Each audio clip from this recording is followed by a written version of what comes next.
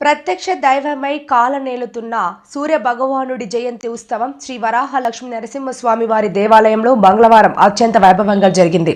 మాఘశుద్ధ సప్తమి పర్వదినాన వరాహ నరసింహుడు శ్రీమన్నారాయుడి అలంకారంలో భక్తకోటికి తన దివ్య దర్శన భాగ్యాన్ని కల్పించారు. తెల్లవారుజామునే ఆలయంలో సాంప్రదాయ ఆరాధనాధికాలను అర్చకులు పూర్తి చేశారు. దేవరులతో కలిసి ఉత్సవమూర్తులు గోవిందరాజు స్వామి వారిని ఆలయం ఈశాన్యం మూలలో ఉన్న రాతి రథంపై అధిష్ఠింపచేశారు. విశ్వక్సేన ఆరాధన, పుణ్యాహచరణం, పంచక జరిపించారు. నాదస్వర వాయిద్యాలు, వేద పండితులు మంత్రోచ్చనాల నడుమ పంచామృత సేకం నిర్వహించారు. భక్తి కోటి గోవింద నామస్వరుల నడుమ ధూప దీప సేవలు కన్నుల పండుగ జరిగాయి. అనంతరం ఉత్సవమూర్తులకు విశేష అలంకరణ చేసి రాతి రథం పైన అర్చిత నిత్య కళ్యాణం జరిపించారు. భక్తులు పెద్ద సంఖ్యలో హాజరై తీర్థ ప్రసాదాలు స్వీకరించారు.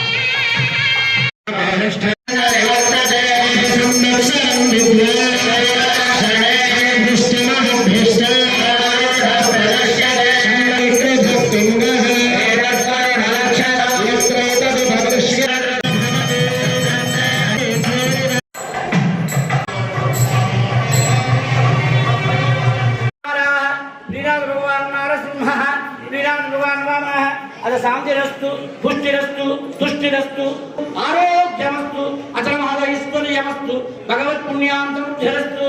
ఓం శాంతి శాంతి శాంతి. ధర్మపుత్రీ సమేతస్య సకుటుంబస్య సపుత్రకస్య సభ్రాతృకస్య సబాంధవ్యస్య క్షేమ శాస్త్రే ప్రచారేణ అస్మిన్ క్షేత్రే ప్రహ్లాదాది భక్త సంరక్షణ